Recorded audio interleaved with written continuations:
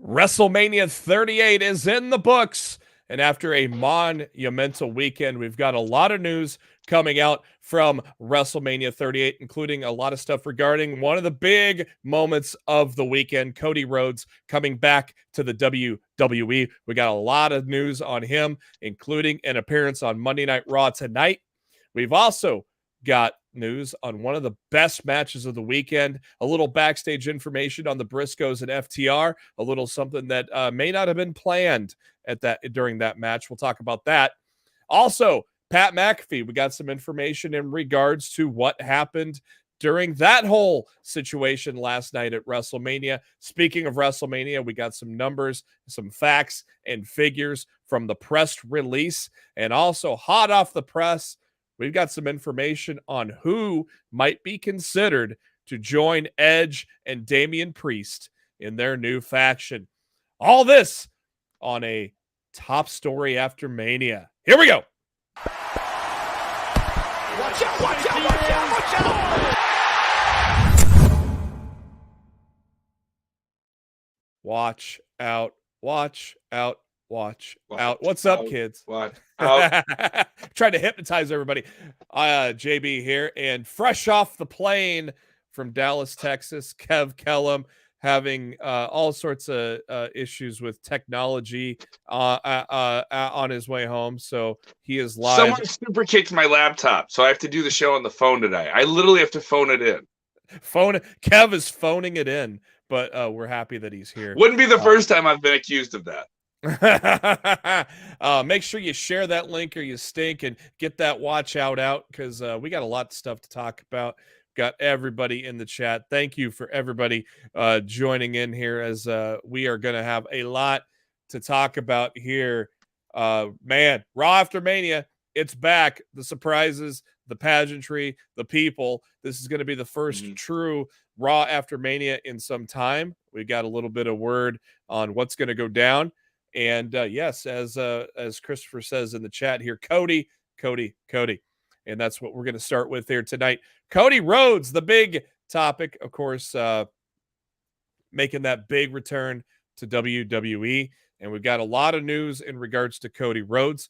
First off, some internal information. He is going to be on the Raw roster going forward. So there goes my theory of dethroning Roman Reigns. Maybe. I mean, it's a unified title. So he's got both the titles. What does that even mean? There's nothing stopping him from doing that, right? Well, there was rumors that they're creating a brand new title for Raw. So I don't know what they're going to do. We'll see what happens there. But Cody Rhodes listed on Raw going forward, and is internally listed as a babyface. We got Ricky in the chat.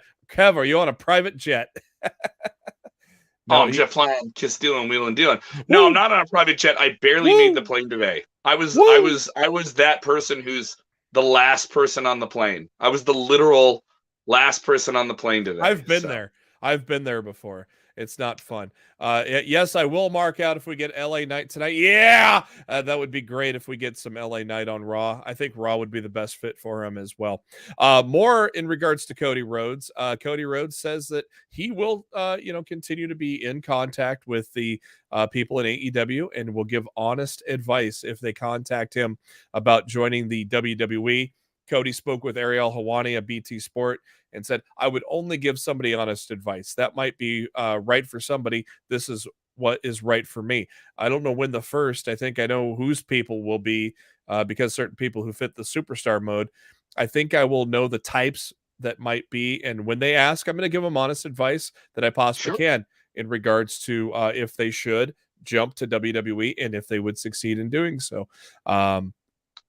It's a full-time commitment. You're not getting paid to work one day a week. That's not knocking anybody who is. That might be the biggest shock and change. The structure here is positive. It's a wonderful structure. It's a little less punk rock, and punk rock is great, but then you want to play something else. That's what I experienced, and that's what Cody had told Ariel Helwani. And, he goes, when they start coming and talking, I'm sure people will make the transition. You probably guess some of the people will come over, and undoubtedly people like Bryan Danielson and Adam Cole, people that made that move there. It's a healthy thing. It doesn't seem healthy when you watch the show because all we're doing is talking trash about each other, which I really hope nobody here does because it's lazy. It's lazy and it's discrediting what's built and what got me. So, interesting stuff there. And then Cody Rhodes talking about one thing he talked about in his meeting with Vince McMahon, he never wants to see or hear about Stardust ever again. He also joked about the fact that the first thing he did in the ring is do the cartwheel and the Stardust pose, right? And so he understands the hypocritical nature of that. But I guess the sense is, I don't think he'd make it. I'm not doing Stardust again. So no matter what, he didn't reveal everything because he did a lot of media. All right, so he did a sit-down one-on-one with Ariel, so you got to dig a little bit more. But he did a 50-minute media scrum. To be clear, WWE has not done those sports-style, you have to say exactly what's going on, real-deal media scrums in front of a lot of media. Everyone thinks those are a common thing, but those have really become an AEW thing at their big quarterly pay-per-views. This was WWE as a company, as a wrestling promotion, as a PR team. I can tell you from when the premiere happened on Saturday, if we wouldn't have been doing the post show on Saturday, there's a good chance Sportskeeda would have been there. It was just a matter of you came out at the right time, you got the pass, here's where you need to be, that type of thing. There was more than enough media to cover it for us to, get the skinny on it. Rick Ucchino, who works for some other outlets besides Sportskeeda, was there and told me it was very compelling, and they were very much allowed to ask what they wanted to ask of Cody. Videos of it are on, all of our peers down the road. All the different websites, and he had a lot to say in that, not just the sit-down interview. Sit-down interview, you expect more. Media scrum, you expect soft answers. He went 50 minutes. It was supposed to be 30 minutes. And so he has a lot to say coming over to WWE. This is not the way, I'm not saying WWE is guarded with the way they present their superstars, and everyone has that sense, and I think that's kind of more being conditioned into us by the negative approach that some people have to WWE. I think people are struggling to find anything they can say bad about this move by Cody. And I really do. I think if you want to hate on Cody, you're going to hate on Cody anyway. You're going to see the cringy stuff. I'm not saying this is universally great. What if it goes south? Who knows? Right now, it's awesome. This is a great way to reintroduce a heritage star. He is a heritage star of professional wrestling. The Rhodes name is special. As much as people want to say WWE didn't treat it special, no, the guy's in the Hall of Fame, and he started NXT. So, and Goldust was there, and Cody was there before. Now Cody was upset, and he did all the different things. But it's worth noting, Cody didn't say, "Oh, I apologize for saying mean things. I was upset. I thought I had a good point to say that." He also noted that he met Triple H before he made his debut, and that was very special to him. Even though he said mean things about Triple H is still his favorite wrestler, and Triple H was still critical in his development as a star. It's business, and it's business. And he also said that Triple H would do the same thing, which I was like, yeah, he probably would. Kevman in the chat, Roman hurt and dropping both titles today. No, there's been absolutely no reports of Roman actually being hurt. I think honestly he was just selling the Kimura lock, but there have been nothing that has been legitimately reported that Roman is actually hurt. So. I mean, we have it up at Sportskeeda because more than enough fans were asking. But even if you read that piece, we say there's no confirmed legitimate injury. There's just a concern about it. And I think people also, guys, you got to do this if you're watching this. And I've seen so much of this weekend. Read the article. Like, you have to read the article. I think there's so many people not reading the articles that they're commenting on and saying, "Oh, I read this." You read a headline. You didn't read the details. Christopher on the chat, wherever they put Cody is going to be in the heavyweight title picture. Yes, because I think the number one driving factor for Cody Rhodes going to the WWE was the fact that a Rhodes has never held a world championship in WWE. It was brought up more than once. It was brought up more than once in these interviews, and that's the narrative. For lack of a better phrase, is he controlling his own narrative? He noted he's going to be on Raw tonight. We're looking here at about Raw being on air in less than an hour and a half. Is he that opening segment? WWE has already put it out there on social media. They had that, the graphic, so-and-so on Raw tonight. That was a lot to process. Yep. This will be a very interesting edition of Monday Night Raw. You have a unified WWE champion for the first time in a few years. You have Brock Lesnar off the shelf. He will not be on the show. We can confirm that to you as well. Coming from Fightful Select, tip of the cap to old Millennial Meltzer and himself. He's going home and gonna take a little him time at the old ranch. So yeah, he got caught with that spear. You guys can check out our WrestleMania post shows if you haven't done it. Go do that. We have so much content up, interviews with AJ Styles, interviews with Rhea Ripley, interviews with all the big names this weekend. And here we go, Mr. James Espanto Tagay says, good old JB and Big Kev, if you could bring back a title style, bring out a title style. Oh, you're talking like the look of a belt. What belt would be? Oh, the Big Eagle. Definitely. Bring back the Big Eagle. But they already have that. That's what the Universal title is. It's kind of like a Big Eagle belt. So, but let's go back to the old school style. And one more thing on Cody before we go on to the next thing. Brandy Rhodes on Twitter earlier this afternoon. Tonight is open mic night, bitch. Oh, no. Could be some things. Oh, no. Sounds like Cody might have. Kind of sounds like Cody might have a couple of things to say. Well, Cody may. Does that mean Brandy's going to come out and do her open mic night line? Oh! I don't know. Is this how they introduce Brandy into the mix? Man, you know? I don't know. It's going to be interesting to see here. Oh, don't forget, Veer is coming tonight. He finally is going to climax after months of coming. Well, stop it! That's the reverse. You're not supposed to do that. That's true. You know? What you just described, you're going to get this video demonetized with your language.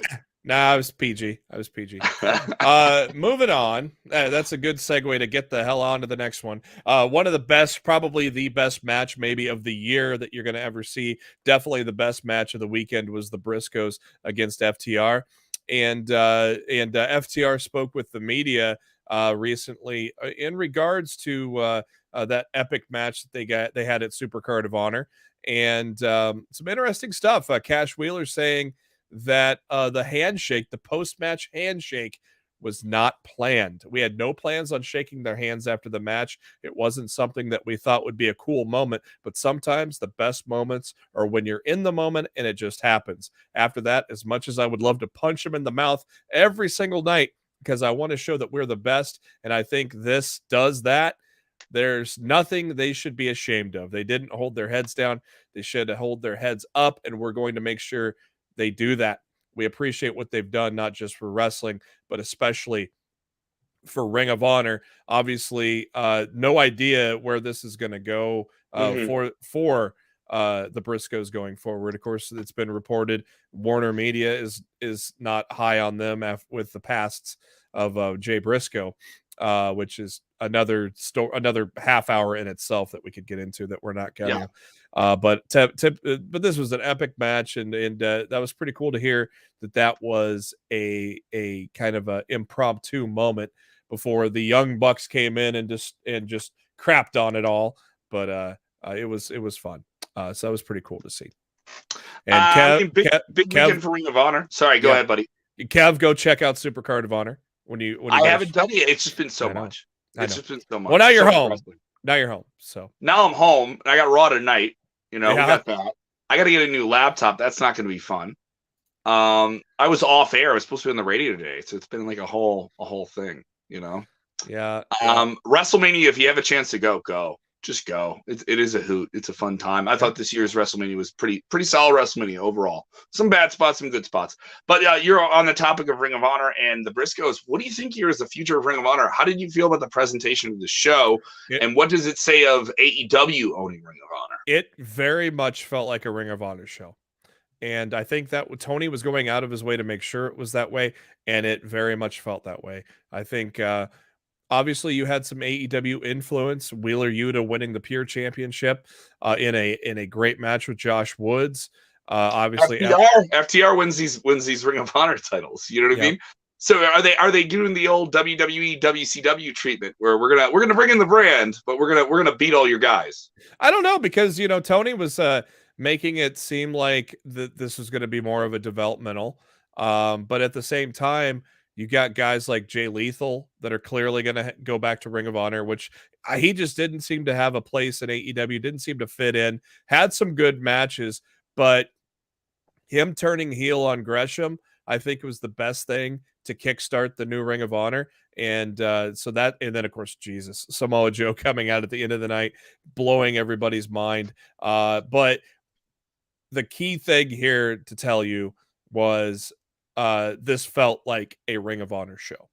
So Good, and good for them. I would hope it's more than just a developmental, because it's a 20-year brand. It's a brand that has some history. It's had some ups and downs, but it's a 20-year-old brand. Yeah, I get where AEW is a little bit more buzz and obviously a lot more exposure, and probably even honestly probably even more fans just due to that exposure. But I don't know. It just feels like, do we need to make Ring of Honor feel less than, or is it just naturally that anyway? And Albania here in the chat, Martinez won the women's title. I didn't agree with that one. I think they should have put Willow over, but we don't know if Willow is signed. So I think that might have been the key factor that Mercedes Martinez defeated Willow to win that title, because I don't think Willow is signed yet. So that's that was about the only booking I didn't agree with, so to speak. Plus, you don't know if Josh Woods is signed either. So that's why some of these titles switched hands to some AEW guys, because you got these guys under contract. You can put them in Ring of Honor for a short time and then pull them back at any time that you want, now that you own both companies. I think Wheeler Yuta as the Pure champion is a hell of an idea if you're familiar with the Pure rules. So, I don't know. It'll be interesting to say. Of course, Brian Cage, he is... I predicted it. He was Tully Blanchard's client, along with the new tag team they brought in as well. That whole stable is. It's also worth noting, we don't know where this is going to be broadcasted. Nope. Where are they going to broadcast Ring of Honor shows? No. Where are they going to tour? What is this brand going to be? That isn't exactly clear either. Nope. One of the bright spots of last night was what I thought it was a really competitive, tremendous, and energetic match with Austin Theory and Pat McAfee. I thought it was. I did not think the Vince match should have happened. I don't think that needed to happen. The Vince angle could have happened. The Vince match didn't need to happen. Yeah. Is that fair? Yeah, giving him a WrestleMania win over, what is this? Are we protecting Michael Coles as the only commentator undefeated at WrestleMania? Is that what we're doing here? Are we protecting Michael Cole because McAfee's now 1-1? Isn't that funny the way it goes? Don't worry, we'll get McAfee and Cole next year in Los Angeles, right? Oh boy! But let me just say it: McAfee did a great job. This guy's a pro athlete, a real entertainer. He has a respect for pro wrestling in the WWE. He wants to be there. Coming out to White Stripes, everything about this was great with him. Yeah. Now, obviously, the stuff with Vince was Vince. Vince is a 76-year-old man. I think anyone who gets mad and wants to laugh at Vince, you can laugh at it. Sure, this guy created the house you're in. And if you're fine, like what's to be gained? Vince fell down. He didn't nail anything. Well, fine. Like we said on the post show, that stunner. Hey, Stone Cold gave him a stunner. McAfee got to have a moment. He took a stunner. He got the gift of the weekend with him guzzling beer. Austin Theory flopped like he was Scott Hall times 10 on a stunner. It wasn't that bad. Hey, the very first stunner in history was shit. Why not bookend it with another crappy stunner? Oh, you mean the first one on McMahon? The first one they did on McMahon. Yeah, that was bad. But the first and last stunners ever given by Austin to McMahon were crap. So hey, so what's McAfee's take here coming out of WrestleMania? I think we have to do more. What McAfee said is he did not know that he was going to get stunned by Austin. Oh, come on, Pat. DTA, buddy. DTA. Don't trust anybody. Don't trust. But you could tell once he got in the ring, he knew. He knew, dude. He knew what was up. And he's an entertainer. He can roll with the punches. When you have a guy who has those instincts, he can go with it.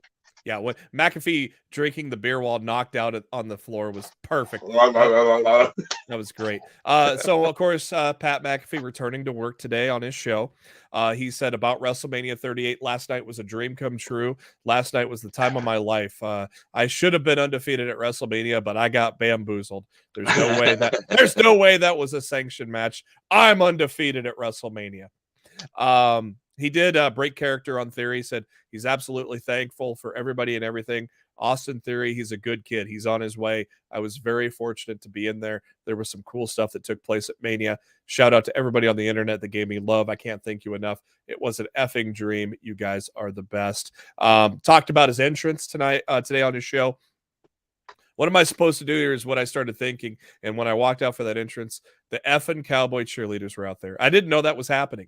That was awesome. And by the way, thank you to Jack White. Shout out to the White Stripes letting that one play.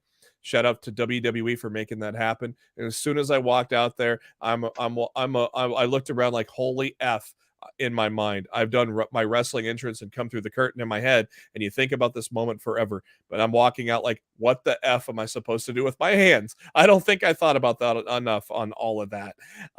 So some very good stuff there. Talking about Steve Austin, I was just sitting there befuddled by everything going on in my life right now. I'm not good enough in that business for everything that happened. There was a lot of trust placed upon me, hindsight that should have not been. And I'm in there like, I should have been given a heads up. I've done this 3 times. Looking back on it, they were really confident in me figuring stuff out. So that was, that was just some cool words from Pat McAfee on his show today. It's got to lead to more. Vince was there at ringside. He saw the crowd going nuts, and him and Theory put on, dare I say it, the second best wrestled match of the night behind AJ and Edge. I don't know. I think Brock and Roman was better than people give it. But let's be frank. We acknowledged this last night. Acknowledgement is that the celebrities all delivered.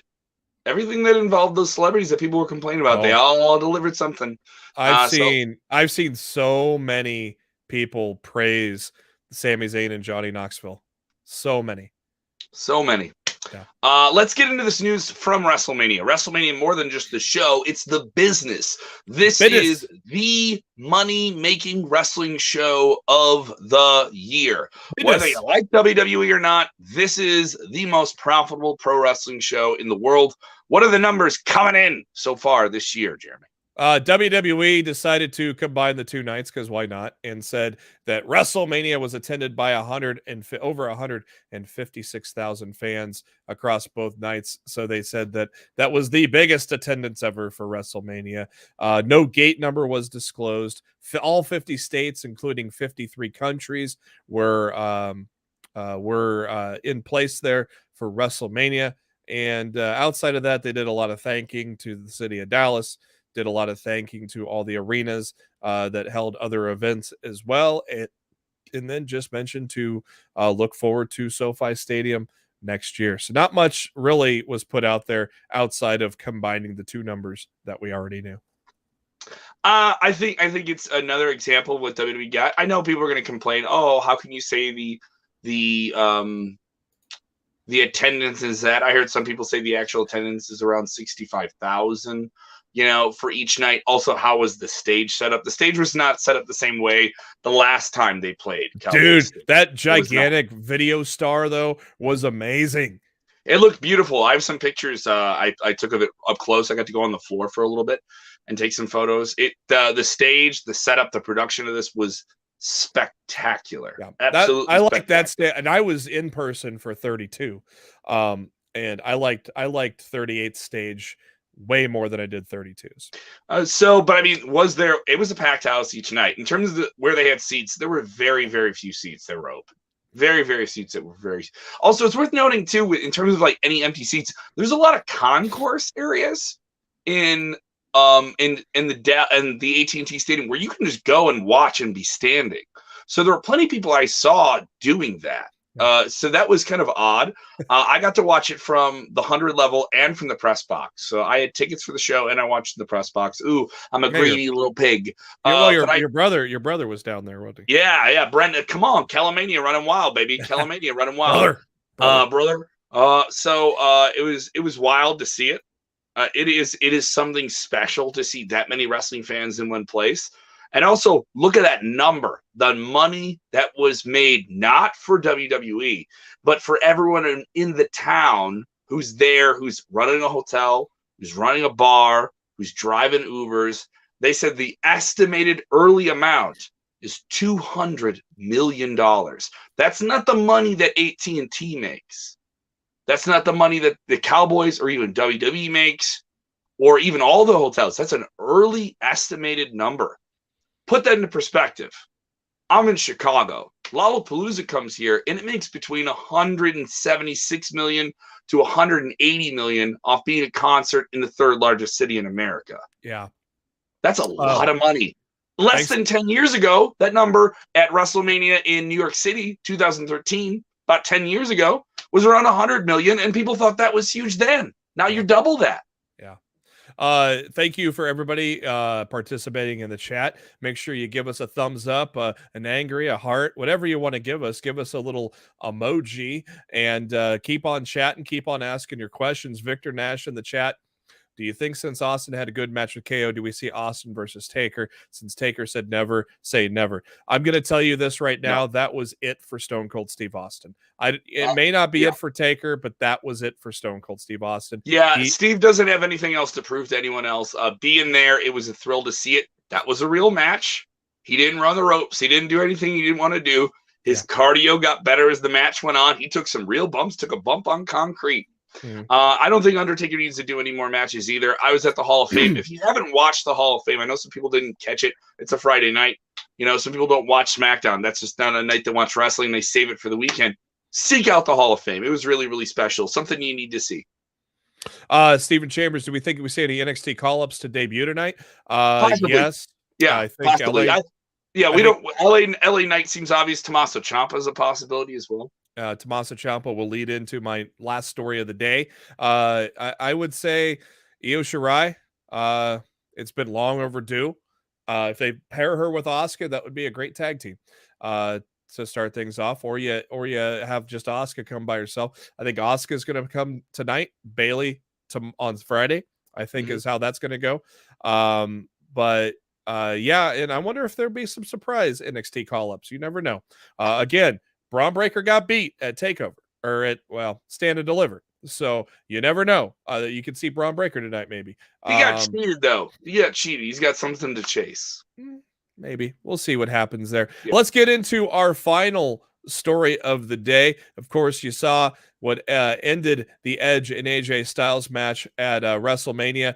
Damian Priest showing up, distracting AJ Styles, leading to the victory, and the very reliable Sean Ross Sapp coming in here and even came in with an update. So that people that may be added to this new stable, which is rumored to be called the Grand Jury, which was trademarked recently and would fit Edge's promo that he cut last Monday on Raw.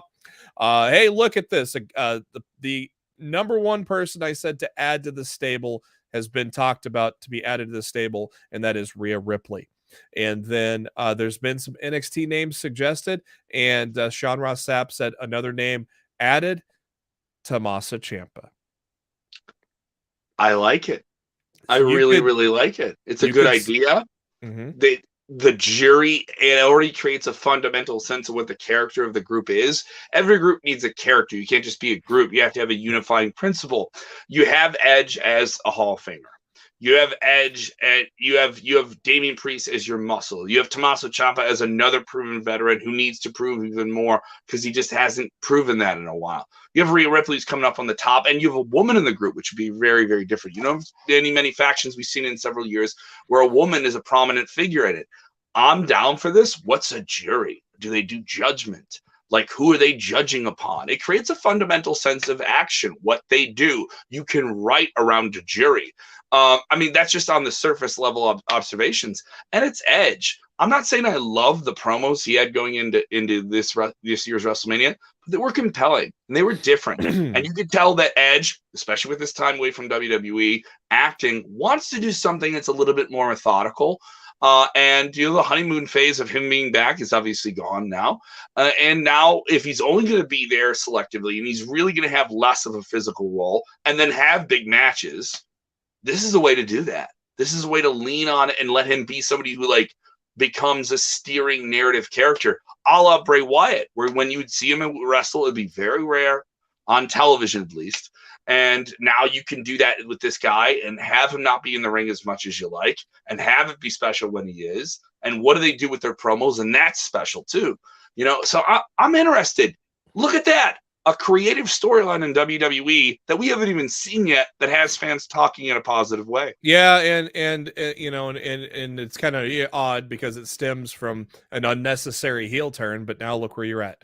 Now you can see where it was. Does it seem unnecessary if he's going to bring all these people up with him? Yeah.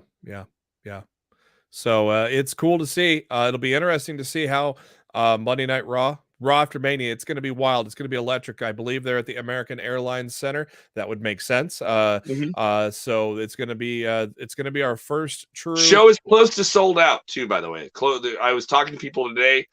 Tickets are hard to come by. They did open up a new section, so this will be a loud crowd. Also, this will be a WrestleMania crowd.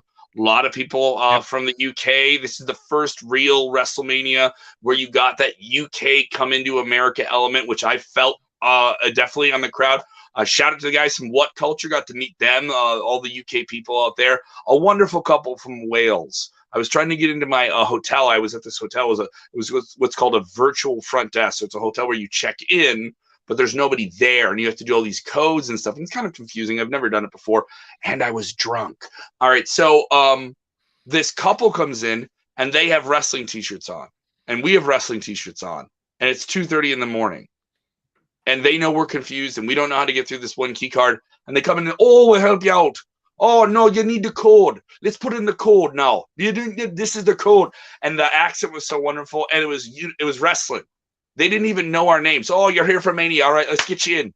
And they were just punching us into the building. And I was like, this is so sweet. I have to buy them a beer if I ever see them again. Awesome. All right, well, that's going to do it for Top Story here tonight. Enjoy Raw after Mania. You can find me tonight on a watch-along with the True Heel Heat guys. I'm going to be on there. Go to youtube.com/TRU Heel Heat, and I'm going to be watching Raw after Mania with those guys tonight, so come and check me out. Kev, what you got going on, man? A lot of comedy stuff. I'm going to start announcing more dates for stuff, putting some things together for the summer. This Friday, I'm going to be at the Hoagland Center in Springfield, Illinois. The radio station I work for, 97.7 QLZ, somehow allowed me to put together a comedy show for them. And we need to sell tickets. We need to sell them. I'm desperate. I'm sorry, this is so crazy being on the phone. It's a different angle. Buy the tickets, WQLZ.com. If you know anyone in Central Illinois, this is going to be an awesome show. We got Katie Miners. We got Mike O'Keefe, who's been on our podcast before. It's going to be really, really funny. WQLZ.com. Go there, get in. Also, another radio station I work for, the X, in Rockford, Illinois, is giving away tickets to the Saturday night's main event coming up with WWE in May at the BMO Harris Rockford Center. Go and check it out. You can win your way into that show. Go right now, thexrockford.com. Awesome. All right. And, there's always two words that come to mind when we're talking about wrestling. And, what are those two words, Kevin? I don't know. I'm kind of jet lagged. I'm a little hungover. There's a lot of wrestling. Oh, yeah. Enjoy wrestling. Yeah. Watch me tonight. Yeah. Talk to